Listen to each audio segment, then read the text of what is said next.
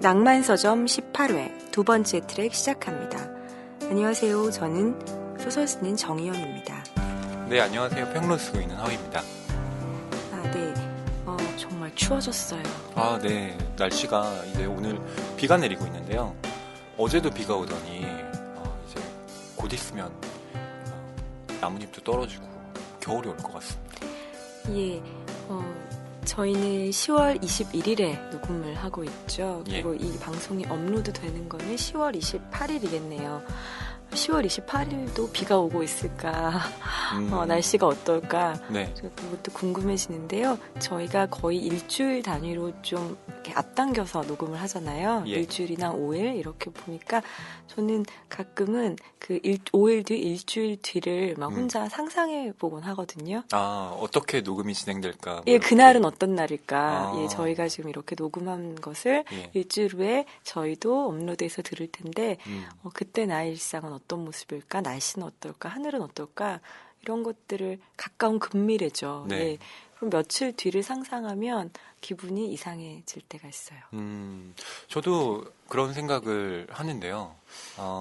오늘 이 업로드가 되는 날이었잖아요. 그래서 지난 그 방송을 막 듣는데 작가님과 제가 이런 얘기를 했었구나. 하나도 기억이 안 나는 거예요. 너무 무아지경이었던가요? 네. 나는 도대체 생각을 하고 말하는 걸까? 아니면 정말 좀 이렇게 뇌를 거치지 않고 입으로 바로 얘기를 하나? 반성을 많이 했습니다. 심지어 편집도 많이 됐는데. 네.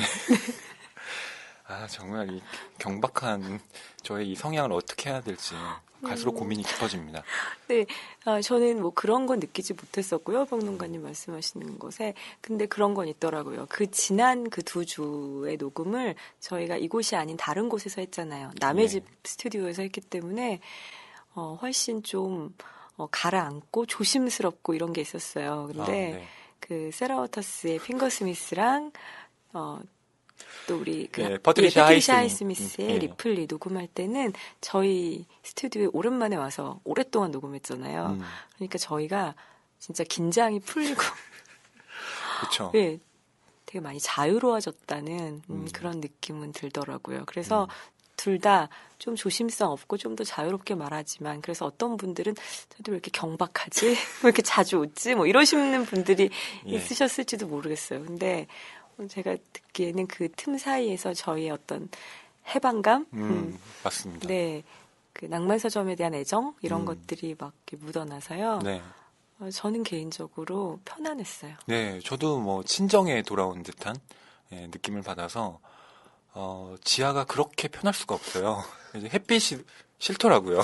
여기 이 방에 창문이 없잖아요. 네. 네. 그래서 비도 오고 지하로 막 이렇게 내려오는데 내가 진짜 그 기분 좋은 곳으로 가는구나.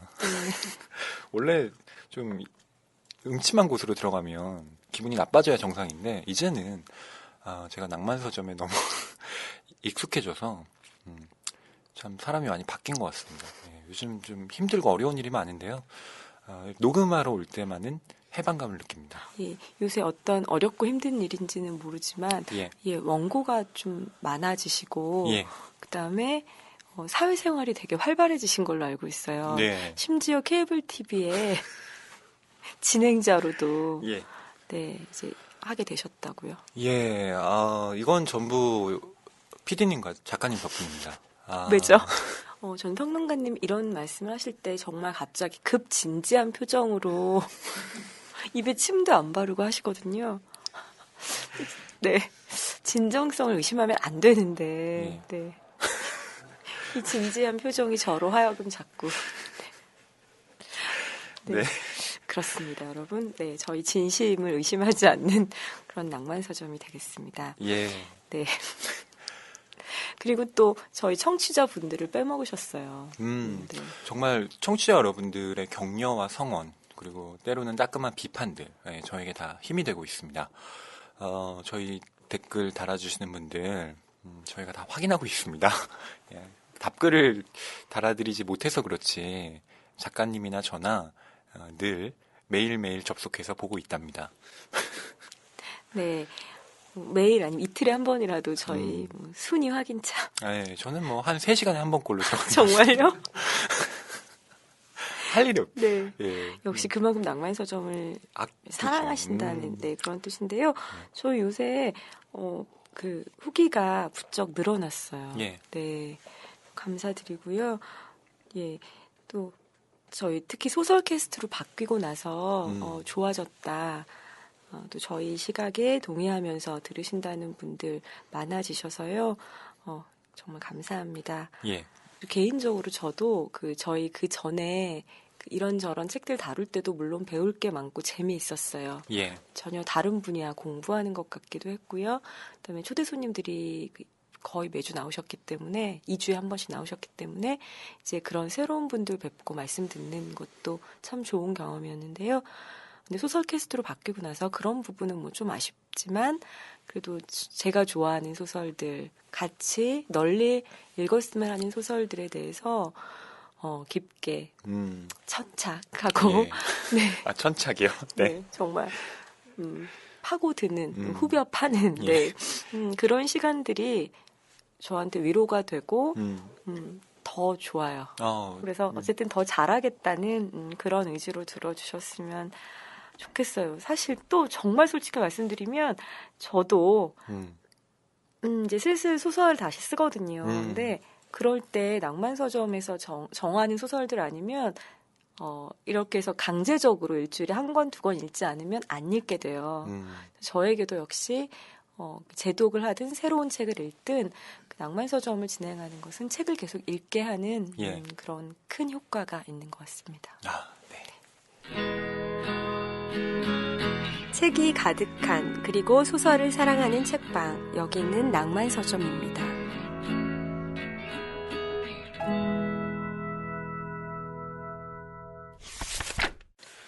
네, 이번 코너는 신간 리뷰 시간입니다. 저는 한국 소설을 준비해 왔고요. 정희원 작가님께서는 외국 소설을 준비해 오셨습니다. 저부터 말씀을 드리도록 할게요. 제가 준비한 첫 번째 소설은요, 구요서 작가님의 타락이라는 작품입니다. 예, 구요서 작가님은 여러분께서도 많이 알고 계시겠지만 최근에는 독일문학상 또 수상자로 여러분들께 그 이름을 알린 작가라고 할 수 있겠습니다. 네, 2014년 독일문학상의 수상자셨어요. 네. 별명의 달인이라는 네. 예, 작품집으로 받으셨고요. 그 작품집 좋아요, 진짜. 네, 저 구유 선생님 작품도 다 따라 읽고 저 좋아하고 존경하는 작가님 중에 한 분이신데요. 단편 참 잘 쓰시죠. 장편도 좋고요. 근데 저는 유독 그 별명의 달인이라는 작품집은 더 인상 깊게 읽었고요. 이제 구수 작가님이 그 어떤 막 반열에 오르셨다는 그런 느낌? 단편의 장인 같다는 느낌을 받았던 그런 책이에요. 네, 구요서 작가님이 1987년에 등단하셨거든요.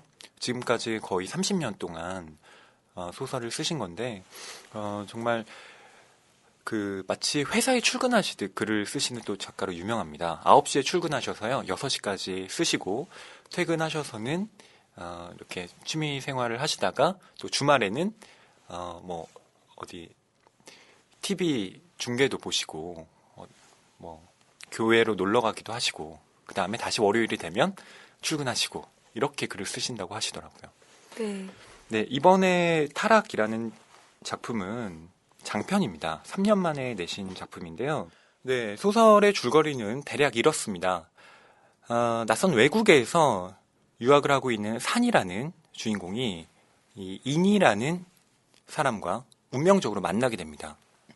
그런데 이 인이는 성어라는 사람이 만든 어떤 꾸며진 세계에서 탈출한 사람인데요. 이 산과 인이는 서로 사랑에 빠지게 되고 세상과 단절된 채 살아가게 됩니다. 그런데 이 두 사람의 사랑이라는 것이 어떻게 또 세계와 서로 파열하면서 어떤 움직임을 만들어가는지 그런 것들이 이 소설에 담겨 있다고 볼 수가 있는데요. 서사를 중심으로 보기보다는 이 두 인물들의 어떤 관계를 중심으로 독해를 하시면 훨씬 더 좀 재밌게 볼 수 있는 소설이 아닌가 싶습니다. 네, 그리고 작가님이 어떤 새로운 소설의 그 형식, 새로운 소설 쓰기의 형식을 추구해보고 싶었다, 극단으로 밀고 나가고 싶었다, 예. 라는 저도 인터뷰 기사를 본 기억이 나는데요. 이렇게 지금 소설 쓰신 지 30년이 되셨잖아요. 예. 그러게요. 네. 그래서 그 마음이 저는 정말 이해가 돼요. 정말 그리고 근데 정말로 그렇게 하기 어려우셨을 텐데도 소설가는 정말 끝까지 소설가구나. 그리고 소설가는 또 새삼 참 힘든 직업이구나. 힘든 작업이구나. 이런 생각이 들기도 합니다. 완전히 이렇게 그렇게 새로운 시도를 하시는 걸 보면 되게 존경스럽고요. 그리고 또 그렇게 앞에 길을 내주시면 훨씬 이제 따라가는데 어떤 위안이 되죠. 이렇게 네. 저렇게 하실 수 있구나, 할 수 있는 거구나. 라기 때문에 그래서 선례, 선배 이런 단어들이 요즘에는 새삼 소중하게 느껴져요. 네, 두 번째 제가 소개할 작품은요. 이병주 작가님의 돌아보지 말라라는 소설입니다.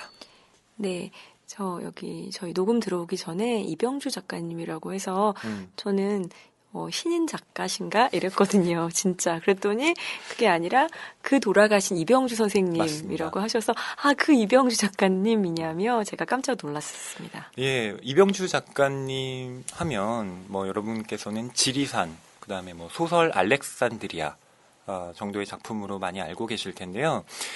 제가 말씀드린 이 돌아보지 말라는 그 이병주 작가님의 작품 중에서 아직 발견되지 않은 미발굴 작품입니다.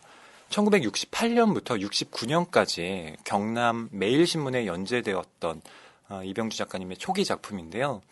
지방신문에 아무래도 실리다 보니까 이걸 사람들이 모르고 있다가 최근에야 발견이 되어서 네. 이렇게 묶여져서 나온 겁니다. 이병주 작가님은 신문 연재를 정말 많이 하셨었죠. 네, 진짜 많이 하셨고요. 이분이 또 유명하신 게 늦게 등단을 하셨는데 굉장히 많은 작품을 발표하신 다작 작가로 유명합니다. 예.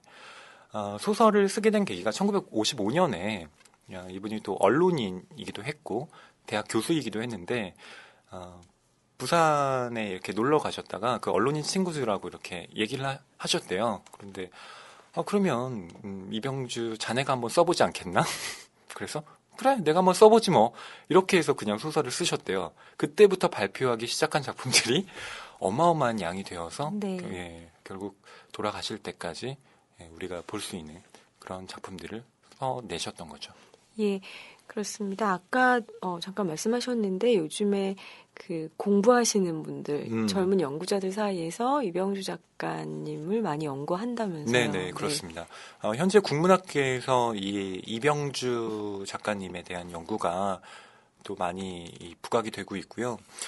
그동안 이병주 작가님에 대해서는 뭐 워낙 다작의 또 이면이 뭐 대중 작가 이런 거하고 또 등치가 된다고 생각을 하기 때문에 이병주 작가님에 대해서는 좀 배타적인 인식을 갖고 있는 사람들도 없진 않았습니다. 대중적으로 인기가 있는 네. 작품을 그런 소설들을 또 신문 그렇죠. 연재 소설 같은 게 아무래도 그런 이미지니까요. 네. 네. 그런데 이제 연구의 패러다임이 바뀌면서 이제는 그런 대중성이라고 하는 것 자체에 대한 탐구가 필요하다. 네. 과연 그것이 갖고 있는 문학성이란 게 그렇게 하찮은 것인가 이런 문제 제기가 있으면서 그동안 우리가 다루지 않았던 그리고 일부러 배제해왔던 그런 작품들을 끌어안기 시작했고 대표적으로 이병주 작가님의 케이스가 바로 그런 경우라고 할 수가 있겠습니다.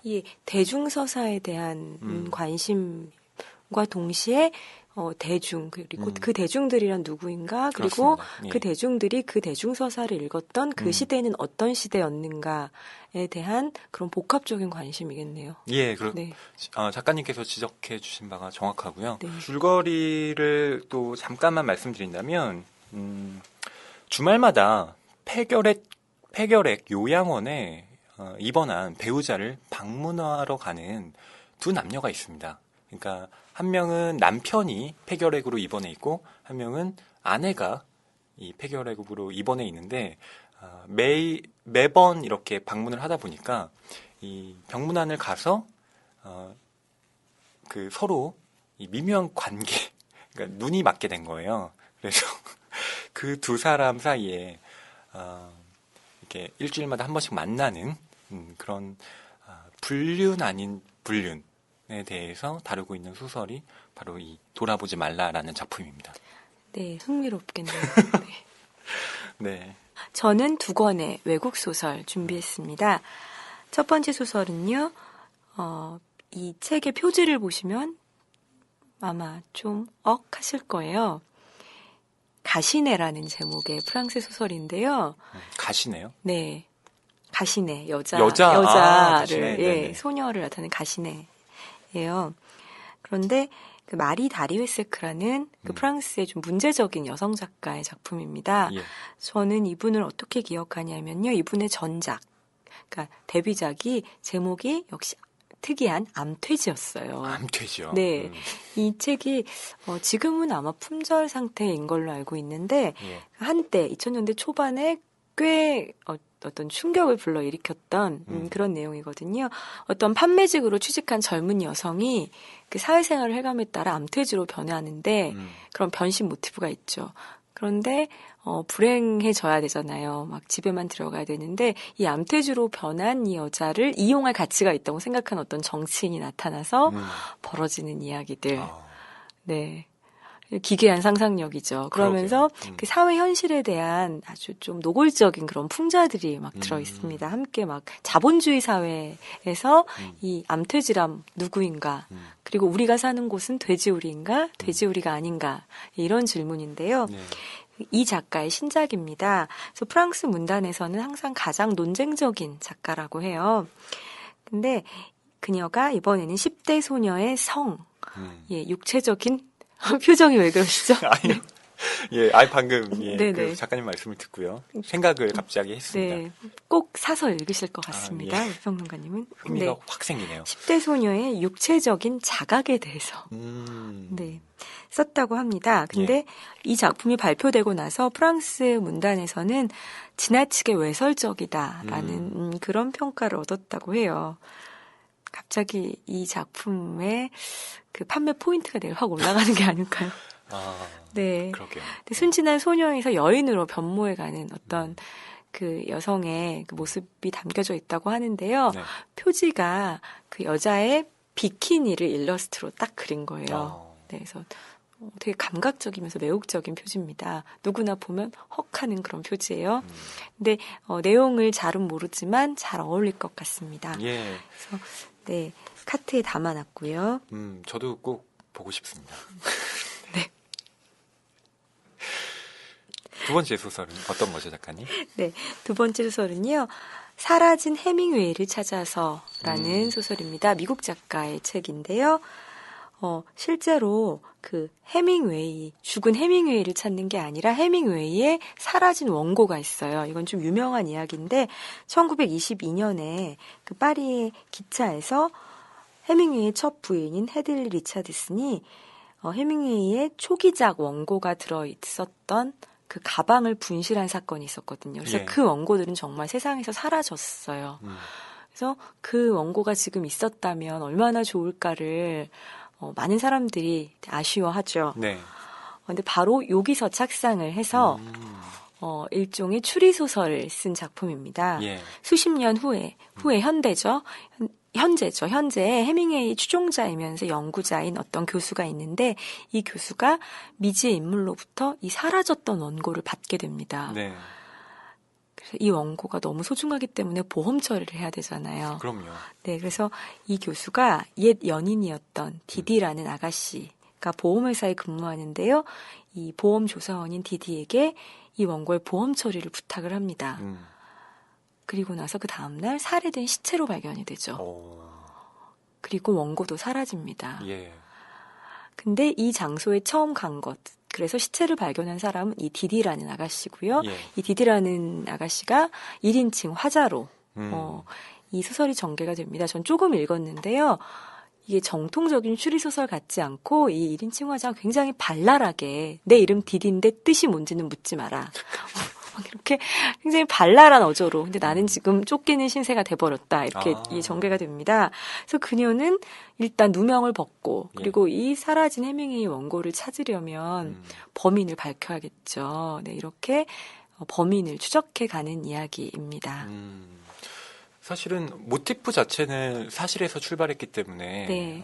이게 정말 그 사실과 허구를 잘 조합한 네. 뭐 원래 소설이 그렇긴 하지만 진짜 그런 소설이네요. 네, 뭐 우리 한때 유행했던 용어로 팩션 뭐 이런 용어가 있기도 한데요. 그렇죠. 네, 재밌을 것 같더라고요. 저 조금 읽었는데 다음 저희 주제 도서로 해도 좋지 않을까, 재밌지 않을까 싶을 만큼 네.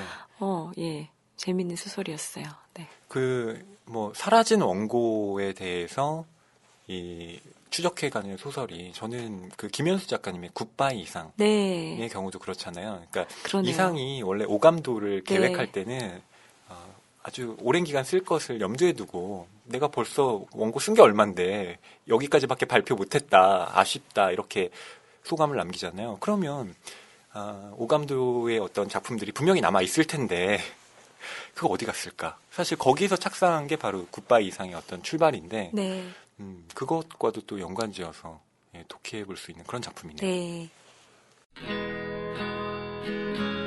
책이 가득한 그리고 소설을 사랑하는 책방 낭만 서점에 오신 것을 환영합니다.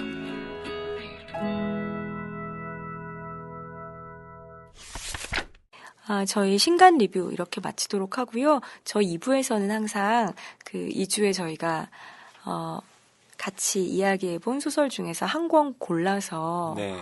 집중적으로 이야기 나눠보고 있습니다. 그런데 이번 주는 좀 특이하게 진행해 보려고 해요. 예, 돌발 변수가 하나 생겼습니다. 그것은 바로 노벨 문학상이라는 정말 전 세계의 이모기관 집중되는 그 발표가 있었기 때문입니다. 네, 10월 9일에 발표가 났었죠. 정말 많은 설왕설래 가 네. 있었어요. 그 도박사들이 물론 뭐 베팅을 하기도 하고요. 네, 그래서 저는 개인적으로는 미국 작가가 받을 것 같다고 작가들끼리 막 얘기하고 그랬었어요. 그럼 혹시 필립 필립 로스. 로스 예. 예상하셨군요. 필립 로스가 이제 받을 때가 됐을 것 같다고 네. 말하고, 예, 미국 언론에서도 이번엔 필립 로스다, 이렇게 이야기하기도 하고요. 네. 그래서 필립 로스와 하루키. 저는 개인적으로는 밀란 쿤데라였으면 네. 좋겠다라는 생각은 하긴 했습니다. 전 조이스 캐롤 오츠도 생각했고요. 네. 그냥 우리끼리 그냥 사실 재미죠, 뭐. 네. 그렇죠. 누가 상을 오래 받는다고 해서 그분의 문학성이 더 뛰어나고 더 좋은 작품을 많이 썼다는 것도 아니고요.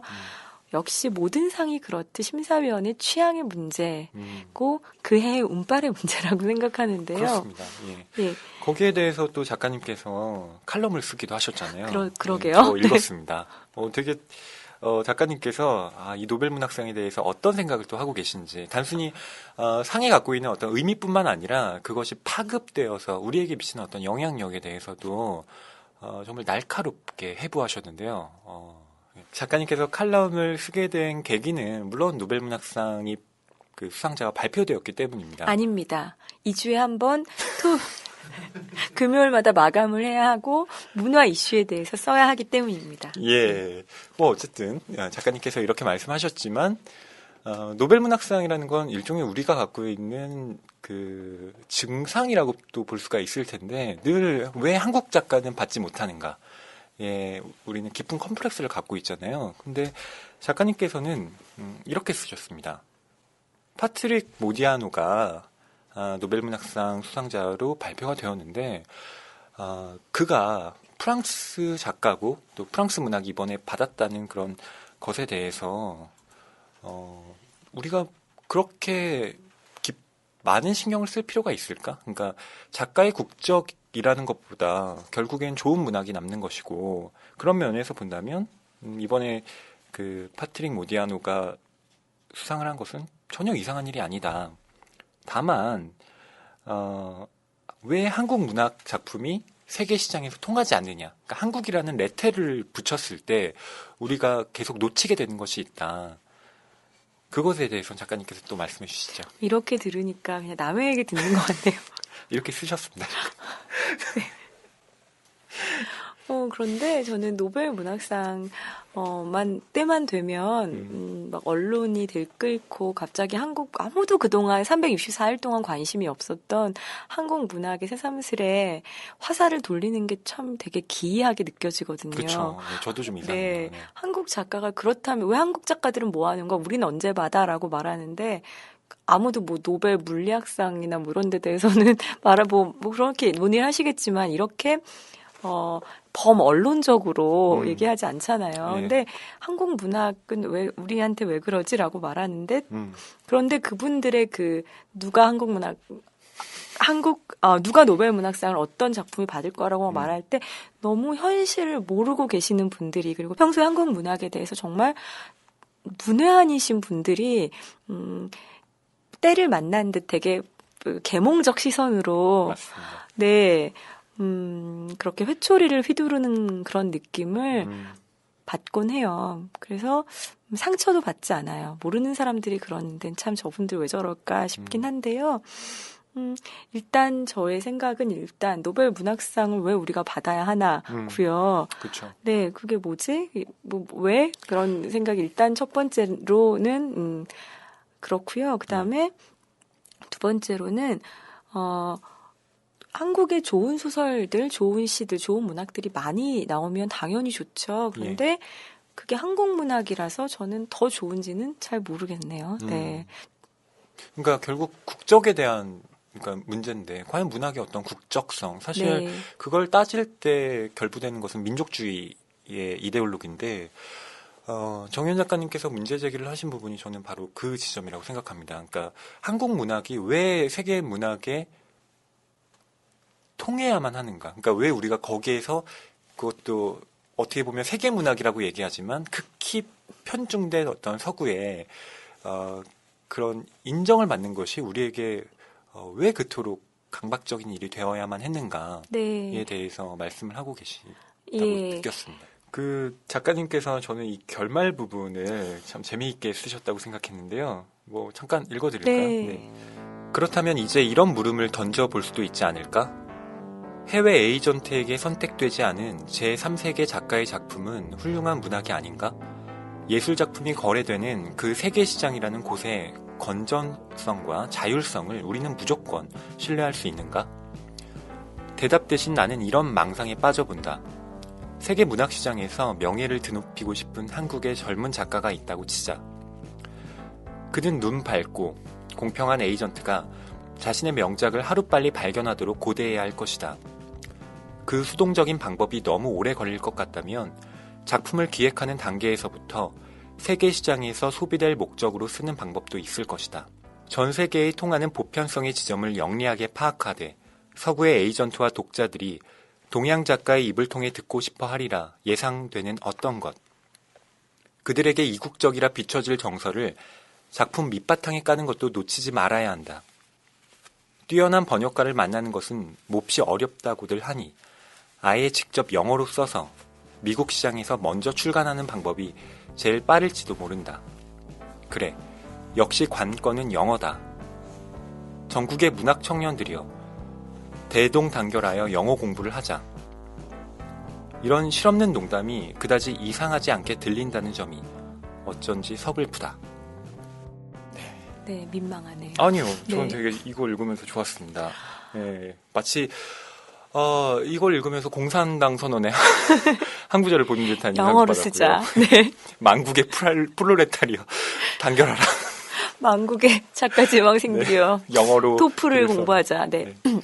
네. 그런데 저는 이제 뭐 제가 한국 사람이니까 이렇게 쓴 거고요. 베트남, 뭐 예를 들어 베트남, 뭐 태국 이런 데도 얼마나 작가들이 많으시겠어요. 그럼요. 좋은 작품 쓰는 분들이 많으실 텐데 우리가 하나도 모르잖아요. 그런데 그렇다고 해서 그분들의 좋은 작품이 아닌가? 예, 영어로 번역이 되고 한국어로 번역이 되지 않았다고 해서 우리가 모른다고 그것이 좋은 작품이 아닌가? 그렇죠. 그런 문제는 아니지 않나. 라는 생각에서 쓴 것 같습니다. 예. 네. 이렇게 노벨 문학상에 대해서, 그러니까 어떤 수상이라는 부분에 대해서 제도적으로 인정이라는 것이고 어떤 문학성을 담보하지는 않는다는 뭐 그런 이야기에 대해서는 또 저희가 다음에 더 깊이 이야기를 나눠볼 수 있지 않을까 하고요. 어쨌든 그런 의미로 준비한 게 바로 이번에 노벨 문학상 수상 작가인 파트릭 모디아노의 작품을 저희가 이야기해 보기로 했습니다. 뭔가 너무 앞뒤가 안 맞네요.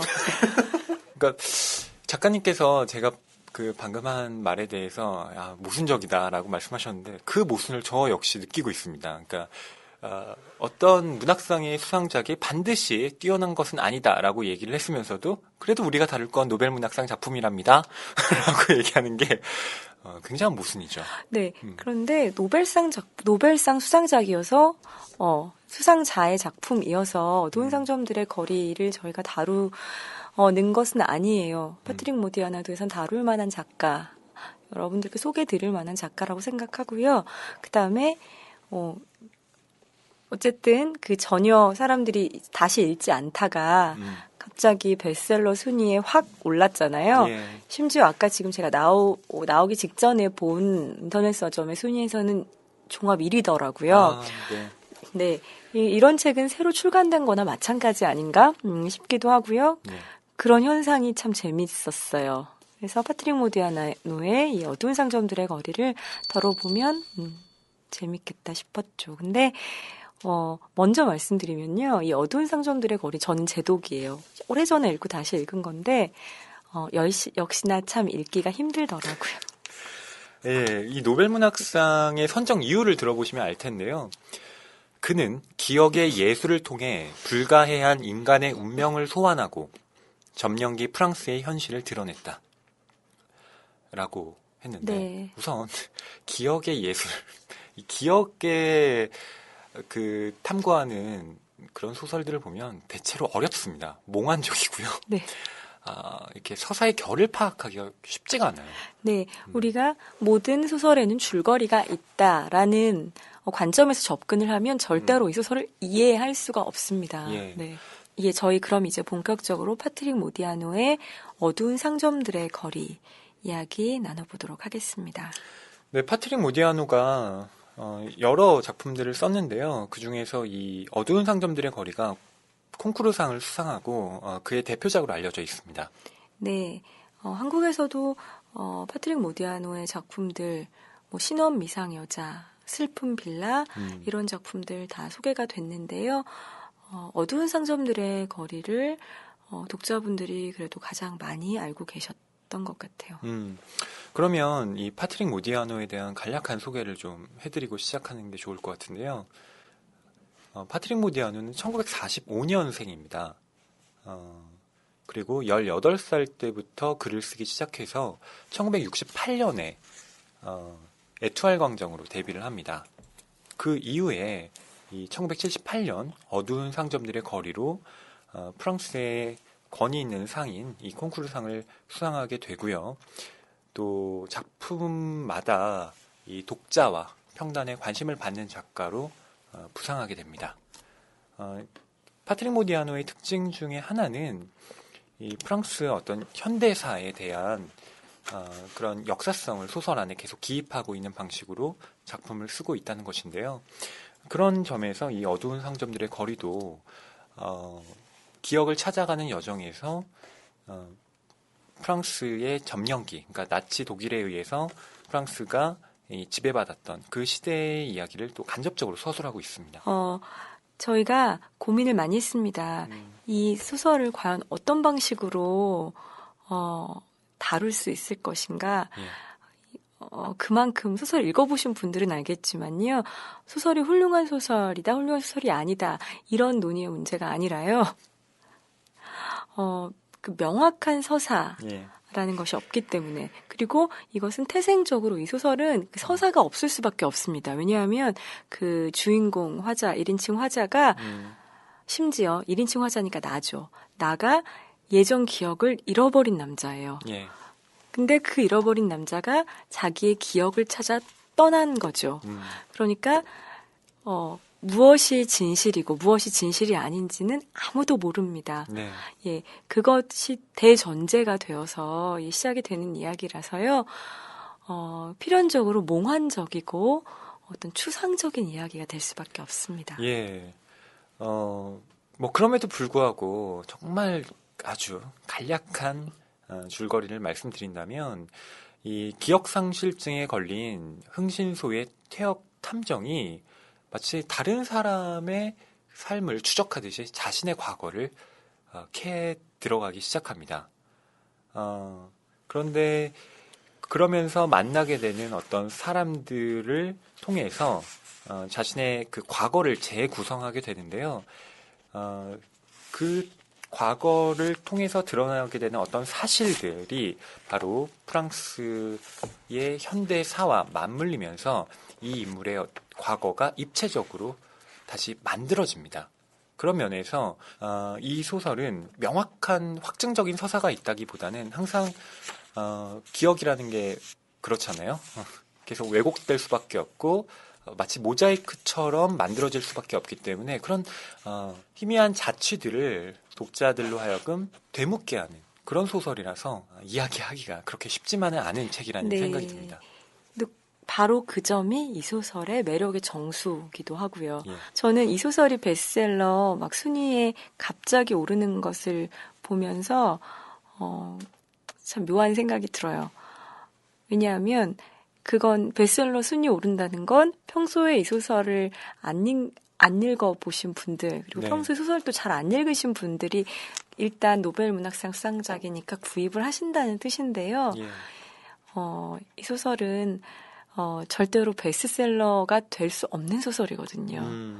예, 그만큼 대중적이지는 않은 소설이고요. 네. 읽기에 가독성의 측면에서 참 쉽지 않은 소설입니다. 네. 네. 그러니까 뭐 이렇게 소설에 대해서 접근해 볼 수 있지 않을까 싶은데요. 어떤 소설이 읽기 쉽다, 읽기 어렵다를 따질 때 그것이 그 뭐 꼭 작품성에 따라서 그렇게 결정되는 것은 아니지만 대체로 뭔가 그 읽기 어려운 작품들은 그 해석의 여백들이 아주 넓습니다. 네. 그렇기 때문에 독자들로 하여금 명징한 의미들을 잘 전달해주지 않아요. 그렇다 보니 도대체 내가 읽고 있는 게 뭐지? 라는 생각을 하게 만들고 그런 면에서 독서의 가독성이 떨어진다고 할 수 있겠죠. 네, 말씀대로 빈 공간과 빈 틈들이 많아서 읽고 있는 사람이 그 빈 공간과 빈 틈에 들어가서 예, 그것들을 아주 여러 가지 자신만의 색깔로 칠할 수 있다는 또 그런 이야기가 되겠죠. 그러니까 그것이 장점이자 단점이라고 볼 수가 있을 가독성의 텐데. 측면에서 그렇습니다. 네. 근데 또 이런 생각을 해볼 수 있을 것 같아요. 그렇다면 역설적으로 이렇게 쉽지 않은 소설을 한국의 많은 독자들이 읽게 되었다는 건 그분들의 독서 경험의 측면에서 볼 때 되게 획기적인 사건이고 이런 소설을 이런 방식으로 이런 계기로 읽게 되는 예. 이런 일이 사실은 좋은 일이 아닌가 싶어요. 그렇지 않으면 이런 독서 경험을 해보지 않았을 텐데 노벨문학상 수상작을 읽어볼까 하다가 물론 그만두시는 분들도 소수 있겠지만 어렵지만 이렇게 어렵고 뭔가 서사가 불확실한데도 재미있네. 네. 그리고 이런 빈틈이 많고 빈 공간이 많은 소설에 따라 읽는 것도 되게 매혹적이구나. 이런 것이 또 문학 독자로 들어가는 예. 첫 걸음일 수 있잖아요. 그럼요. 네, 그렇게 보면 또 고무적인 사건입니다. 예, 저도 그렇게 생각합니다. 독서를 하는데도 근육이 필요합니다. 네, 그러니까 늘 내가 읽던 책만 읽는 것은 사실 어떤 독서 근육을 향상시키는 데는 별로 도움이 되지 않습니다. 내가 읽기 어려운 책에 도전할 때 보다 다른 시각이 생기게 되고요. 한 차원 더 다른 세계로 또 이행에 들어가는 그런 또 계기가 되기 때문에 제 생각에는 파트릭 모디아노가 이 독자분들께 바로 그런 계기를 마련해 줄 수 있는 작가가 아닌가 싶습니다. 네, 어두운 상점들의 거리가 그러면 우리 국민들의 문학성 향상에 음. 이바지하는 건가요? 아니 뭐 그 정도로 계몽적인 예 그런 제가 의도를 갖고 말씀드린 건 아니고요. 네. 다만 이렇게 생각해 볼 수 있지 않을까요? 그러니까 왜 이렇게 어렵게 쓸까? 그러니까 내가 보기에는 쉽게 써도 되잖아. 그냥 쉽게 읽히는 작품이 좋은 작품 아닌가? 시간도 없는데 빨리빨리 읽고 내가 이 책 한 권 다 읽었다. 그렇게 말할 수 있는 작품이 좋은 거 아니야? 이렇게 생각하시는 분들도 심심치 않게 계시더라고요. 많죠. 네. 네. 그런데 이 작가들이 일부러 어렵게 쓰는 게 아닙니다. 어려운 주제이기 때문에 이것을 어렵게 쓸 수밖에 없다는 저는 그런 전제가 필요한 것 같아요. 쉽게 말할 수 있음에도 불구하고 어렵게 쓰는 것이 아니라 인생의 비위 자체가 어렵잖아요. 네. 도대체 뭐가 뭔지 모르는 이 인생 자체를 담아내고 있는 소설이기 때문에 어렵게 느껴질 수밖에 없고 그런 면에서 저는 삶에 가까운 소설일수록 오히려 독서가 결코 쉽지 않을 수 있다. 네. 네, 그렇게 생각하는 쪽입니다. 저도 그렇습니다. 저는 평소에 그런 얘기하는 분들 많잖아요. 한국 소설의 문제가 뭔지 알아? 막 이러면서 쓸데없이 어렵게 쓴다는 거야. 이러잖아요. 그래서 대안이 뭐냐면 빠른 호흡과 대중적 서사로 네. 좀 잘 읽히게 써봐. 그런 작품들 있잖아라고 가르치시는 분들 많거든요. 예, 제 주변에 있습니다. 이른바 지식인이라는 분들도 더 그래요. 저는 그런 분들 가끔 SNS 이런 거 보면 다른 분야에 대해서 많이 뭐 인문학적 지식이 있다는 것과 문학적으로 뭘 안다는 건 참 다른 얘기라는 걸 그렇죠. 느끼면서 서글퍼지기도 하고 그러는데요. 그렇게 가독성이 마치 없어서 한국 소설이 너희가 그 모양이지라고 가르치시는 분들은 과연 어두운 상점들의 거리를 어떻게 읽으실지 그리고 또 그런 분들은 그 권위 있다고 믿어지는 노벨 문학 상의 선택에 대해 또 어떤 반응을 보이실지도 궁금하네요. 네네. 그래서 저희가 택한 방식은요, 어쨌든 어렵지만, 서사를 따라서, 그래도 한번 가보는 게 그나마 덜 어려울 것 같습니다. 네, 그렇게 처음부터 그냥 가볼게요. 이 소설의 시작은 기롤랑이라는 남자, 의 독백으로 시작을 합니다. 예. 첫 문장은요, 나는 아무것도 아니다. 그날 저녁 어느 카페의 테라스에서 나는 한낮 환한 실루엣에 지나지 않았다. 나는 비가 멈추기를 기다리고 있었다. 위트와 헤어지는 순간부터 소나기가 쏟아지기 시작했던 것이다. 이렇습니다. 저는 이 두 문장에서 반했어요. 이 소설을 처음 읽었을 때, 네. 이 두 문장을 읽고 나서 어떻게 이 소설을 끝까지 읽지 않을 수 있을까? 네. 그렇게 느낌표를 찍었던 기억이 나요. 저도 똑같습니다. 네. 그러니까 작가님께서 이 앞에 두 문장에 반하셨다고 했는데 저 역시 그랬고요. 소설을 다 읽고 나서 파트릭 모디아노가 결국 첫 문장에 이 소설의 핵심을 담아놨구나. 네. 네, 이런 생각을 하게 됐습니다. 나는 아무것도 아니다. 네. 바로 그 문장이요. 네네. 아무것도 아니죠. 아니 근데 그 아무것도 아니다가 네. 그러니까 어떤 자포자기의 그렇습니다. 그런 의미를 내포하고 있는 게 아닙니다. 그러니까 아무것도 아니라는 그러니까 미확정성, 불확정성에 대해서 지금 이야기를 하고 있는 것인데요. 나는 아무것도 아니다라는 말에 고개를 끄덕이며 읽었는데요. 저는 첫 문장보다 두 번째 문장이 더 좋습니다. 예. 어느 카페 테라스에서 나는 한낮 환한 실루엣에 지나지 않았다는 거죠. 나는 아무것도 아니지만 다시 말하면 나는 실루엣일 수는 있는 거죠.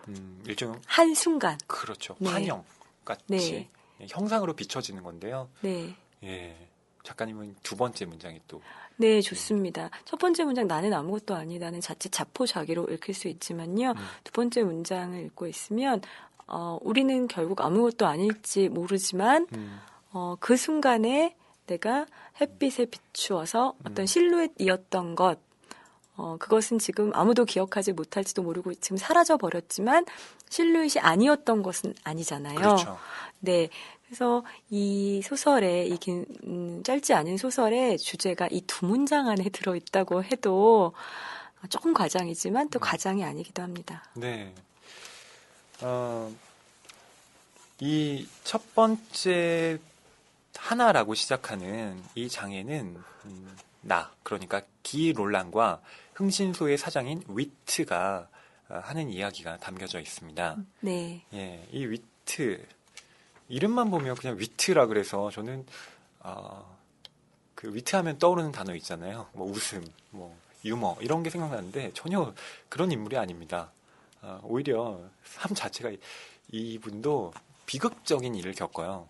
그게 바로 자기의 아내가 바람을 피우고 있다는 사실을 이 부분에서 확인하게 됩니다. 예. 그러니까 흥신소 사장이 그 기를 고용해서 우리 와이프의 행적 좀 추적해줘. 다른 남자랑 아무래도 바람 피우고 있는 것 같아. 그랬더니 진짜로 그런 일을 하고 있던 거죠. 네. 이 소설이 쓰여지고 있는 그 시점은 1965년 현재입니다. 그런데 이 기라는 중년 남자에게는 그 55년, 10년 전부터 현재 65년까지의 기억만 있고요. 그 55년 이전에 자신의 어린 시절, 젊은 시절 그런 기억은 하나도 남아있지 않습니다. 이 사람은 그래서 1955년부터 아마도 뭐 30대 이후겠죠. 예, 그때의 기억만을 가지고 있는데요. 그때 그 자신의 인생을 10년 동안 함께한 사람이 바로 이 흥신소 사장인 위트입니다. 그러니까 기롤랑이라는 이름도 진짜 본명이 아니고요. 부를 이름이 없으니까 그냥 자네는 기롤랑이라고 하게 이렇게 해서 붙여진 이름입니다. 그들이 하는 일이란 위트의 말을 빌리자면 사교계의 정보들을 고객에게 제공하는 것이라고 합니다. 예. 모든 것은 사교계 사람들 사이에서 이루어지는 일이었다라고 하는데요. 뭐 여러분 흥신소가 뭘 하는지는 다 아시죠? 뒷조사입니다. 네. 그러니까 이 소설의 배경 자체가 60년대니까 뭐 당시에 뭐 인터넷이 있었던 것도 아니고요. 말하자면 문서로 기록되는 정보가 정말 힘이 되는 시대였는데 이 사람들은 그런 사교계 사람들의 그 배경들을 다 조사하고요. 그것을 이제 커넥션처럼 만들어서 필요한 사람들에게 제공하고 뭐 돈을 받는 그런 일을 하고 있던 겁니다. 네. 이렇게 그 흥신소에서 위트와 10여 년을 보냈는데요. 예. 이제 이 위트의 흥신소가 문을 닫는 날입니다. 네. 아니, 와이프가 바람을 폈는데 계속 일하고 싶겠어요. 그래서가 아니라 저는 위트가 자신의 직업적 자부심에 상처를 얻은 것 같아요. 그렇죠. 네. 그걸 몰랐다니, 내 직업으로. 이러면서. 그렇죠. 마치 내 직업이 경찰인데 우리 집에 도둑이 들었어. 네. 이거랑 비슷한 거잖아요. 그쵸. 그래서 어쨌든 위트는 이제 사무실을 접으려고 하고요. 여기에 고용되어 있었던 기롤랑도 갑자기 할 일이 없어집니다. 예. 위트가 묻죠. 그런데 당신은 어떻게 할 작정이요? 그러자 기는 대답합니다. 나요? 추적할 일이 하나 있지요. 추적할 일? 예, 나의 과거를 추적하는 일 말입니다. 내가 이 말을 좀 거창한 어조로 말했기 때문에 그는 미소를 띄었다. 나는 항상 당신이 언젠가 과거를 되찾게 되리라고 생각해왔지요. 이번에는 그도 심각해졌고 그 때문에 나는 마음이 흔들렸다. 그렇지만 이거 봐요, 나는 그것이 정말 그럴 만한 가치가 있는 것인지 의심스럽군요. 예, 혹시 위트는 기의 과거를 알고 있는 걸까요? 아니요. 그렇게 생각하진 않습니다. 네. 물론 뭐 흥신소의 사장이니까 몰래 뒷조사한 거 아닐까요? 기라는 사람이 이런 사람이었다. 네, 저는 여기서 혹시 그런 거 아닌가라고 읽었어요. 초반이라서. 근데 사실 뭐 이게 스포일러가 될지는 잘 모르겠지만 기가 뭐 대단히 좋지 않은 과거를 갖고 있는 것도 아닙니다. 보면 그럴 수 있겠구나 납득할 정도의 어떤 과거를 제가 보기에는 갖고 있다고 생각하는데 저는 근데 그 위트가 한 말 자체가 의미심장하다고 생각하는 쪽인데요. 저는 그 위트의 말에서 좀 생각해 봐야 된다고 했던 부분이 과거를 찾는다는 것이 그렇게 그럴 만한 가치가 있는 것이냐. 근데 이걸 보면 과거를 찾는다는 건 이 사람이 진실을 찾는다는 말이기도 하잖아요. 그러니까 어떤 모르고 있던 진실을 알게 됐을 때 과연 그것이 그 사람에게 어떤 행복일 수 있을까? 저는 그렇게 보진 않거든요. 그러니까 오히려 그것을 몰랐을 때 평탄하게 살던 삶이 진실을 알게 됨으로써 전혀 그것도 나락으로 추락하게 되는 경우도 얼마든지 있을 수 있기 때문에 사실 과거를 안다는 것은 어떻게 본다면 자기를 파멸로 이끄는 하나의 또 길일지도 모른다는 생각도 예, 그렇게 생각하고 있습니다. 네, 타인의 판도라의 상자가 아니라 자신의 판도라의 상자를 네. 닫으시는 편을 택하시겠군요. 차라리 평론가님. 모르는 게 나을 수도 있다는 거죠. 네, 어떻게 저도 본다면. 그렇습니다. 그러니까 뭐 제일 대표적인 게 오이디푸스 같은 경우가 그런 거잖아요. 네. 네. 결국 진실을 알았을 때 그 진실이 아름답지 않다는 걸 알았기 때문에 자기는 눈도 멀게 되고 방랑의 길을 택하게 되는 거잖아요. 네, 평론가님이나 저나 위트 같은 인물형은 예, 판도라의 상자를 닫아두는 그런 인간형이고요. 기라는 인간은 좀 다르죠. 예, 그래서 주인공이 됐나 봐요. 그렇죠. 어쨌든 이 사람은 그래도 내 과거니까 알고 싶다. 네, 내가 라고 해서, 누구인지 알고 싶다. 나는 물음표에서 벗어나고 싶다. 네. 라고 하고요. 드디어 그것을 결행에 옮겨서 자신의 과거를 추적해 나가는 이야기가 이 소설의 중심 서사입니다. 예. 그래서 여러 인물들을 만나게 됩니다. 그러니까 그 단서가 될 만한 사람들을 한 명 한 명 만나게 되는데요. 처음에는 사진 한 장에서 시작을 합니다. 사진에 있었던 어떤 여자의 사진, 어떤 여자를 보고 누가 알아보는 거죠. 그녀는 그 미국에서 온, 프랑스로 온 어떤 여자다. 예. 예, 라고 하죠. 그래서 그녀의 이름은 게이 오를로프라는 이름을 가진 여자인데, 원래는 러시아 국적자였다. 예. 예, 러시아 망명자인 부모를 따라서 미국에 왔고, 늘 국적을 갖고 싶어 하던 여자였다. 그러니까 이 여자도, 이런 위트 같은 사람이었나 봐요. 국적, 무언가 확실한 것을 갖고 싶은 그런 사람이었어요. 그래서 그녀가 누구인지를 계속 추적해 갑니다. 그랬더니 그녀의 전 남편이라는 사람도 나타나고요. 그래서 네. 그녀의 전 남편을 찾아서 그 게이라는 사람은 어떤 사람이었는지 물어보게 되고요. 예.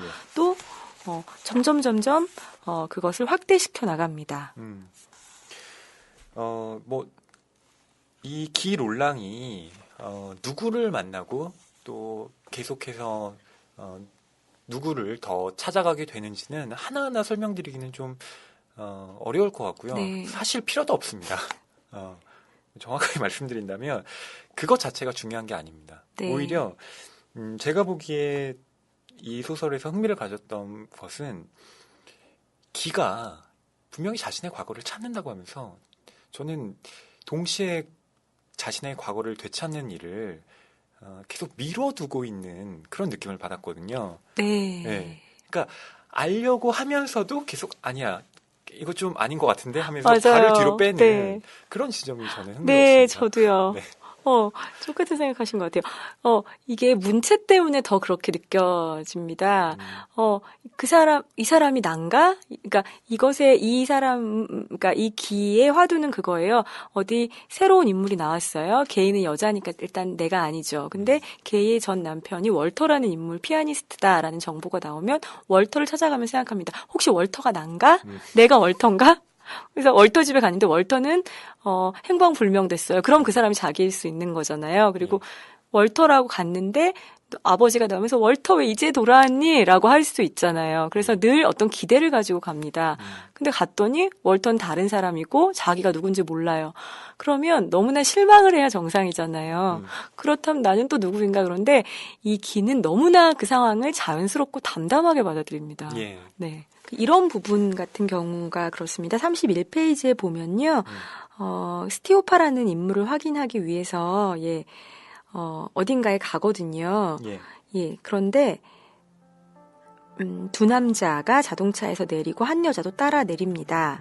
나는 길을 가로질러 건너가서 그들을 기다렸다.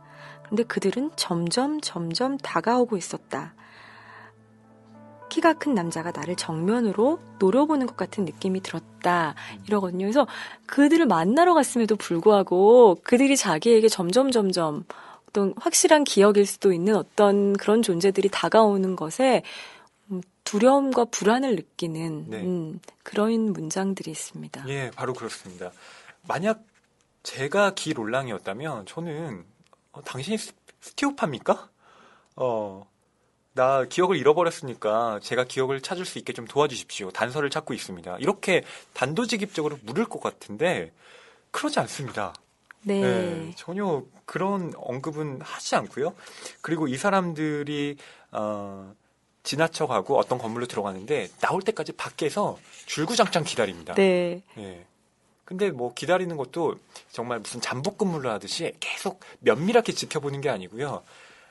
택시 기사랑 막 얘기하다가 너무 오래 기다리는 것 같은데 이러면서 술집에 가기도 하고. 맞아요. 마치 자기가 잠깐 한눈을 팔았을 때 그들이 사라져 주기를 바라는 것 같기도 해요. 예, 그렇습니다. 그래서 이 기롤랑은 택시 운전사에게 이 사람들을 찾을 때까지 여기 기다려달라고 합니다. 그러니까 자기가 어쨌든 타고 다시 떠나야 되니까. 근데 택시 운전사가 하도 오래 기다리니까 그가 카페로 간 거예요. 근데 기롤랑은 또 택시 운전사를 찾아서 그 카페로 갑니다. 그래서 막 이야기를 나누다가 시간이 이렇게 지났네? 하고 다시 그 스티오파가 있는 쪽으로 돌아오는데 그들이 없는 거예요. 그러니까 저는 이 부분을 봐도 기롤랑의 어떤 네. 행태가 잘 이해가 되지 않았던 겁니다. 이해가 너무나 잘 돼서 이해가 안 되는 거죠. 그렇죠. 그러니까 되게 역설적인 네. 얘기인데, 그러니까 내심 이해는 가는 거예요. 얼마나 두렵고 떨리는지. 찾기 싫으면. 예. 네. 근데 어쨌든 자기가 말로는 계속 과거를 찾겠다 하면서 네. 그렇게 거부하는 이런 심정이 이 소설을 계속 이끌어갑니다. 네. 심지어 거기 갔는데 아무도 없었다. 그들은 벌써 가버린 것일까? 그렇다면 내가 스티오파드 자고리에프의 흔적을 다시 찾을 길은 영영 없었다. 영영 없기를 바라나 봐요. 그럼요. 네. 그러니까 그렇게 간절했으면 붙잡든가. 그렇게 안 하고 지금 괜히 후회하는 거죠. 예. 그래서 이런 생각을 하게 됩니다. 그가 정말 찾는 것은 무엇일까? 네. 예. 그런 의문이 이 시점에서 우리 마음을 파고들죠. 그러니까 제가 이 작품을 또 읽으면서 한 가지 생각했던 점은 도대체 그가 기억을 왜 잃어버렸을까? 였습니다. 그러니까, 외부의 충격을 입어서, 머리를 다쳐서 물론 잊어버렸을 수도 있겠죠. 근데 그것은 진짜 상투적인 드라마일 테고, 저는 이 사람이 일부러 그랬던 건 아닐까? 자신의 기억을. 그렇죠. 네. 그런 의심도 해봤습니다. 저는 어떤 의심을 해봤냐면요. 예. 정말 기억을 잃어버린 걸까? 예, 그런 그렇죠. 생각을 했습니다. 다 네. 덮고 나면, 그런 생각을 하게 됐죠. 네. 네. 그러니까 이 사람 사실은 연기하고 있는 것 같다. 네. 그러니까 자기 자신을 마치 둘로 쪼개서 네. 예. 그러니까 마치 자아분열을 하듯이 두 개의 인격을 설정해서 한 명은 기억을 잃어버리고 한 명은 그것을 찾는 그 두 과정으로 무엇도 아닌 자기를 만들어가는 그런 식의 캐릭터라는 생각도 하게 됐습니다. 예. 이게 바로 저희가 아까 초반에 말씀드린 대로 빈 공간, 빈틈이 많은 소설이라서 저희가 이렇게도 상상해보고 저렇게도 상상해보고 하는 거죠. 네. 예, 기라는 인물 자체가 그렇습니다. 분명 저희가 책 한 권을 따라 읽으면 그 사람이 1인칭 화자로 따라 읽으면 그 사람이랑 어느 정도 아는 사이가 된 것 같은 예. 그런 기분이 들거든요. 그런데 끝까지 다 읽어도 여전히 이 사람을 모르겠고 더 모르겠어요. 그래서 이 사람이 거짓말을 하고 있는 건지 아니면 정말로 착각을 하고 있는 건지 아니면 어떤 그 위장된 진술을 하고 있는 건지 모르겠습니다. 예. 저는 그 제목 자체가 또 그렇기도 한데 어두운 상점들의 거리잖아요. 그러니까 사실 이 어두운이라는 형용사가 거리에 걸리는지 상점들에 걸리는지 사실 저는 이 제목 자체가 중의적이라고 생각했거든요. 네. 그러니까 상점이 어둡다. 그러니까 이 상점에서 뭔가 물건을 파는데 이거 자체가 굉장히 뭔가 밝지는 않은 어두운 세계에 속한 상점들의 거리인 것인지 아니면 상점들이 있는데 그곳이 위치하고 있는 거리 자체가 어두운 것인지 아, 그러니까 이런 식의 제목이 갖고 있는 어떤 다이성 때문에 뭐라고 얘기하기가 힘든 거예요. 네. 네, 그래서 이 기라는 인물이 바로 그런 어두운 상점들의 거리에 사는 사람이겠구나. 그런 면에서는 기라는 인물을 내가 제대로 추측할 수 없는 게 어떻게 보면 합당한 일일 수 있겠구나 싶었습니다. 네, 그 거리는 항상 어둡겠죠. 음. 그의 그 10년 전 세계는요, 예. 항상 암흑에 있겠고, 그것이 암흑이 조금 밝아지려는 순간 또 다른 암흑이 밀려 들어오고, 이것들이 반복이 됩니다. 예. 근데 그 안에서 가까스로 희미한 실루엣을 발견하곤 하지만, 저한테는 이 희미한 실루엣들이 그 과거가 아니라 그 사람이 이 기가 이것을 추적해 나가는 이 과정은 현재잖아요. 그렇죠. 그리고 현재에 또 만나는 인물들이 있고요. 예. 그 실루엣의 순간들은 바로 그럴 때 나오는 것 같았어요. 네네. 제가 좀 이 소설에서 읽어봤으면 하는 내용이 바로 작가님께서 말씀하신 그 환영, 그러니까 실루엣하고도 연관이 있는데요. 좀 읽어보겠습니다. 네. 기이한 사람들, 지나가면서 기껏해야 쉬 지워져 버리는 연기밖에 남기지 못하는 그 사람들, 위트한 나는 종종 흔적마저 사라져버린 그런 사람들의 이야기를 서로 나누곤 했었다. 그들은 어느 날 무로부터 문득 나타났다가 반짝 빛을 발한 다음 다시 무로 돌아가 버린다. 미의 여왕들, 멋쟁이 바람둥이들, 나비들. 그들 대부분은 심지어 살아있는 동안에도 결코 단단해지지 못할 수증기만큼의 밀도조차 지니지 못했다. 네. 수증기만큼의 밀도조차 지니지 못하는 존재감이 없는 사람들. 네. 누군들도 그렇지 않을까요? 네. 저는 이 기이한 사람들에 대해서 기가 서술을 해 나가지만 실제로 저는 바로 여기에 속하는 가장 대표적인 인물이 기라는 생각을 동시에 하게 됐습니다. 네. 그래서 이 서사는, 그 기가, 인물들을 계속 자신을 알만한 인물들을 연결고리를, 아주 작은 연결고리에서, 희망을 얻어 계속 그 연결고리를 늘려가다가, 마침내 어떤, 한때 젊었던 친구들의 무리를 발견하게 됩니다. 네. 그래서 어떤 한때에 친하게 지냈던 커플들이 있고요. 또 예. 친구들이 있어요. 한 67명 정도로 구성된 그런 모임이 있죠. 그래서 그 모임의 친구들 사이에서 어떤 일이 일어났는지 이것이 이 서사의 그 뒷부분에 어떤 비밀처럼 밝혀집니다. 근데 물론 진짜 기억인지 진짜 기억이 아닌지는 아무도 모릅니다. 네. 그럴 때 어떤 남자가 앙드레 빌드메르라는 이름의 전직 기수라고 자기를 소개하는 남자가 기를 알아봅니다. 기에게 페드로라고 부르죠. 예. 네, 페드로는 누구냐면 드니즈라는 어떤 애인을 두었던 남자고요. 예. 그 친구들 앙드레와 페드로와 드니즈가 다 들어있었던, 그리고 아까 초반에 나왔던 게이, 또 그녀의 남자친구, 이렇게 다 들어있었던 어떤 그룹이 있었습니다. 근데 앙드레가 페드로 이러면서 기에게 말하죠. 우리가 그때 왜 그런 일을 했을까라고 하게 되고, 그들이 모두 함께 어떤 일을 했고 어떤 곳으로 갔다는 것을 알게 됩니다. 네. 그래서 여기서부터 기는 자신의 기억을 찾아 헤매는 것이 아니라 페드로의 기억이죠. 페드로가 자신인지 아닌지는 모르지만 분명히 현존했었던 그 인물, 그 페드로와 그 친구들의 그 과거, 그 기억들을 찾아서 재구성하게 됩니다. 네. 그 인물들은 바로 전쟁 때죠. 2차 대전 때 그 나치가 점령한 파리를 떠나서 모두 그 도미니카 인으로 위장을 해서 도미니카 여권을 가지고 약간 불법적이죠. 그래서 어떤 시골로 갑니다. 스위스 접경지대로 모두 떠났고요. 같이 함께 일종의 어떤 집단 생활 같은 것을 하게 됩니다. 근데 이것 역시 진짜인지 아닌지는 아무도 몰라요. 그리고 그 뒤에 어떤 일이 있었는지 이것도 역시 진짜인지 아닌지 모릅니다.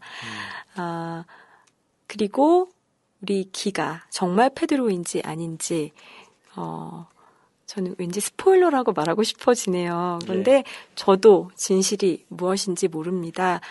이것은 이 책을 읽으실 독자분들이 어떤 정말 절대 진실은 없겠지만 진실의 조각조각들을 함께 발견해 가는 이야기, 그리고 함께 상상해 가는 그런 소설이라고 말씀드릴 수 있겠습니다. 그러니까 만약 기가 페드로라고 본다면 이 페드로가 위기에 처해 있는 상황은 바로 그 프랑스의 나치 점령기 시절이었기 때문에 이들은 어떻게 해서든 프랑스에서 탈출해야만 했고 이들의 목숨이 어떤 경각에 달려 있었기 때문에 그런 위기 상태에 처해 있었다는 거죠. 그러니까 여기서 명확하게 언급은 안 되지만 아마 제가 보기에는 이들이 유태인이 아니었을까 생각합니다.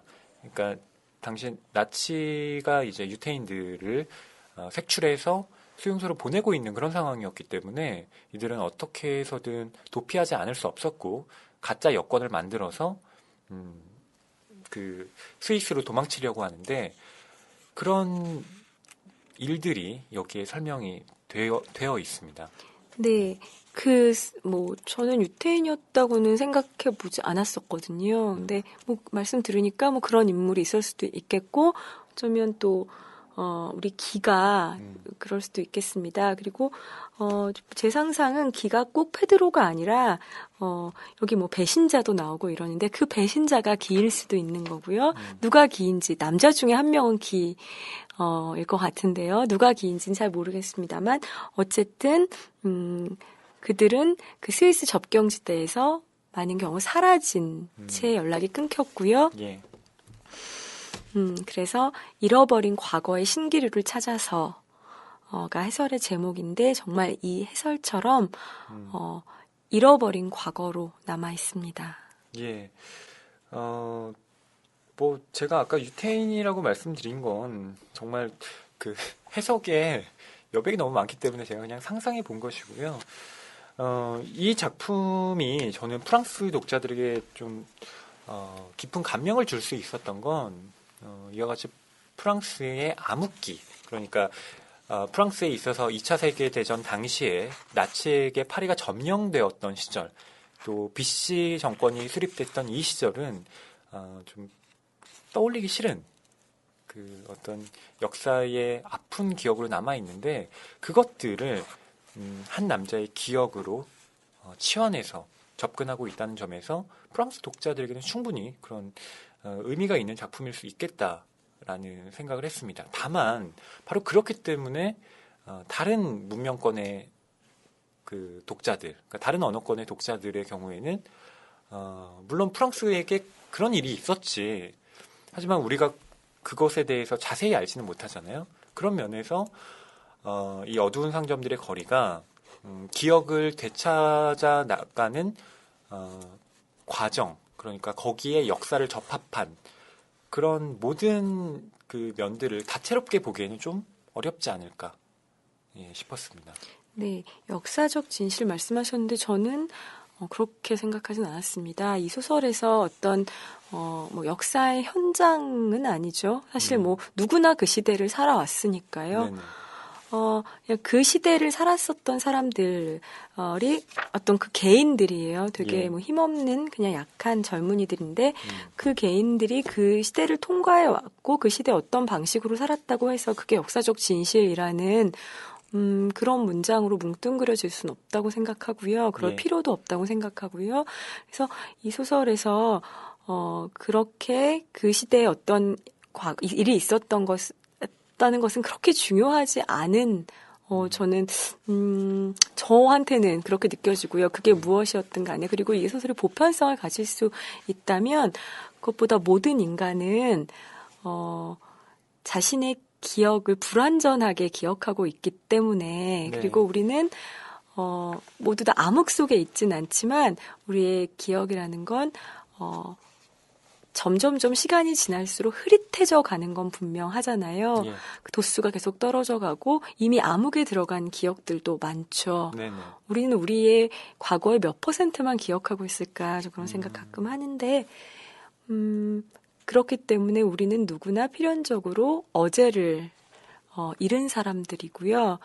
그런 우리에게 이 기라는 인물, 어쩜 페드로일지도 모르는 인물은 의미를 가지는 것 같습니다. 그리고 우리는 늘 궁금하잖아요. 내가 누구인가? 그런 질문을 하기 위해서 살고 거기에 대답을 얻기 위해서 정말 여러 가지 방식으로 골몰하고 노력하는데요. 예. 이 기라는 인물이 그 어떤 우리의 그런 보편성을 가지는 그런 문학적인 인물이라서 이 기라는 인물이 가지는 이 매력에 주목하고 싶습니다. 예. 네. 저는 한국의 독자들이 이 어두운 상점들의 거리를 읽는 독법이 좀 유효한 게 있다고 한다면 방금 작가님께서 말씀하신 그런 보편성의 차원에서 접근하는 게 가장 좋지 않을까 생각하는 쪽이고요. 제가 말씀드린 유태인 그다음에 프랑스의 역사 이런 건 그냥 컨텍스트적인 거니까. 그렇게 읽을 수도 있죠. 예, 그래서 좋은 작품인 것 같습니다. 네, 아주 여러 가지 면에서 다양하게 읽을 수 있으니까요. 예, 오늘은 특별히 노벨문학상 수상작인 파트릭 모디아노의 작품 어두운 상점들의 거리를 주제로 이야기 나눠봤습니다. 예, 말하기 쉽지 않은 작품, 읽기 쉽지 않은 작품이지만 더 널리 읽히면 좋을 것 같은 그런 작품입니다. 예, 저는 이 어두운 상점들의 거리를 한 부분을 읽어드리면서 끝내도록 하겠습니다. 제가 보기엔 이 구절이 이 소설의 또 메시지를 담고 있는 게 아닌가 생각하는데요. 그러면 낭만서점 18회 두 번째 트랙 여기서 마치겠습니다. 감사합니다.